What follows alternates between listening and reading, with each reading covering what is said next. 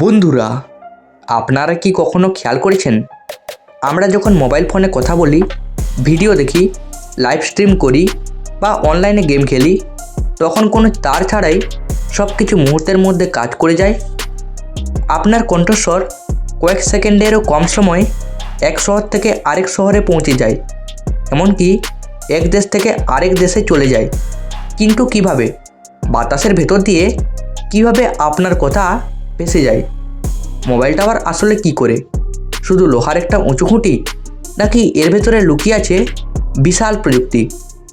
আজ আমরা জানব মোবাইল টাওয়ার কিভাবে কাজ করে, কিভাবে আপনার ফোনের ছোট সিগন্যাল কয়েক কিলোমিটার দূরে টাওয়ারে পৌঁছে যায়, তারপর সেখান থেকে পৃথিবীর যে কোনো প্রান্তে সংযোগ তৈরি হয়।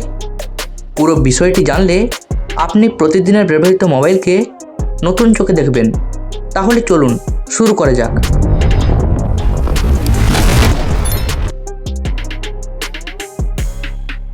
মোবাইল টাওয়ার আসলে একটি সেলুলার বেস স্টেশন, যা রেডিও ফ্রিকোয়েন্সি ব্যবহার করে আপনার ফোনের সাথে যোগাযোগ করে।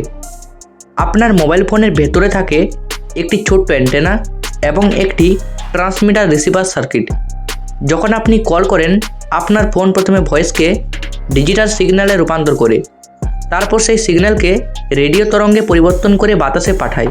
এই রেডিও তরঙ্গ আলোর গতির কাছাকাছি বেগে ছুটে যায় এবং নিকটবর্তী টাওয়ারের অ্যান্টেনায় পৌঁছে যায়।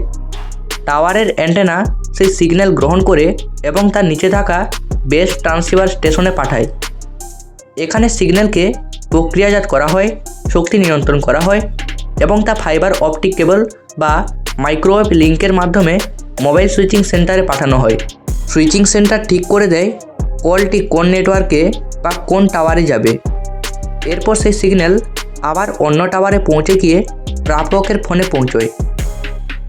পুরো প্রক্রিয়াটি ঘটে কয়েক মিলিসেকেন্ডে, তাই আমরা কোনো দেরি অনুভব করি না। ইন্টারনেট ব্যবহারের ক্ষেত্রেও একই নীতি কাজ করে, তবে এখানে ভয়েসের বদলে ডেটা প্যাকেট আদান প্রদান হয়। আপনি যখন একটি ভিডিও চালু করেন, তখন ভিডিও ফাইলটি ছোট ছোট হাজারো ডেটা প্যাকেটে বিভক্ত হয়ে আপনার ফোনে পৌঁছয় এবং আবার একত্রিত হয়ে ভিডিও তৈরি করে। প্রতিটি মোবাইল টাওয়ার একটি নির্দিষ্ট এলাকা কভার করে, যাকে সেল বলা হয়। এই সেলগুলো একে অপরের সাথে যুক্ত হয়ে একটি বড় নেটওয়ার্ক তৈরি করে, তাই এর নাম সেলুলার নেটওয়ার্ক। আপনি যখন এক এলাকা থেকে অন্য এলাকায় যান, তখন আপনার ফোন স্বয়ংক্রিয়ভাবে এক টাওয়ার থেকে অন্য টাওয়ারে সিগন্যাল স্থানান্তর করে, যাকে হ্যান্ড ওভার বলা হয়। এজন্যই চলন্ত ট্রেন বা পাশে বসেও আপনার কল কেটে যায় না। 2G নেটওয়ার্ক মূলত ভয়েস ও SMS-এর জন্য তৈরি ছিল। 3G ডেটা স্পিড বাড়ায়, 4G হাই স্পিড ইন্টারনেট দেয়, আর 5G অত্যন্ত দ্রুতগতি ও কম ল্যাটেন্সি প্রদান করে। 5G টাওয়ারগুলো উচ্চ ফ্রিকোয়েন্সির মিলিমিটার ওয়েভ ব্যবহার করে এবং ছোট ছোট স্মল সেল প্রযুক্তি ব্যবহার করে, যাতে ঘনবসতিপূর্ণ এলাকায় দ্রুত ইন্টারনেট দেওয়া যায়। টাওয়ারগুলোতে থাকে পাওয়ার সাপ্লাই, ব্যাটারি ব্যাকআপ এবং অনেক সময় ডিজেল জেনারেটর, যাতে বিদ্যুৎ না থাকলেও নেটওয়ার্ক সচল থাকে। অনেকেই টাওয়ার থেকে রেডিয়েশন নিয়ে ভয় পান, কিন্তু এগুলো আন্তর্জাতিক মান অনুযায়ী নিয়ন্ত্রিত থাকে এবং নিরাপদ সীমার ভেতরেই কাজ করে। শহরে বেশি ব্যবহারকারী থাকায় বেশি টাওয়ার বসানো হয়, যাতে লোড ভাগ হয়ে যায় এবং নেটওয়ার্ক স্থিতিশীল থাকে। ভবিষ্যতে smart home, IoT device, online শিক্ষা, টেলিমেডিসিন, স্বয়ংচালিত গাড়ি সব কিছু নির্ভর করবে আরও উন্নত টাওয়ার নেটওয়ার্কের উপর।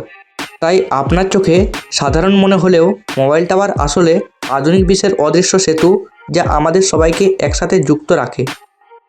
যদি আজকের এই ভিডিও থেকে নতুন কিছু শিখে থাকেন, তাহলে লাইক করুন, কমেন্ট করে জানান আপনার মতামত, বন্ধুদের সাথে শেয়ার করুন এবং এমন আরও প্রযুক্তি বিষয়ক ভিডিও পেতে সাবস্ক্রাইব করতে ভুলবেন না। ধন্যবাদ।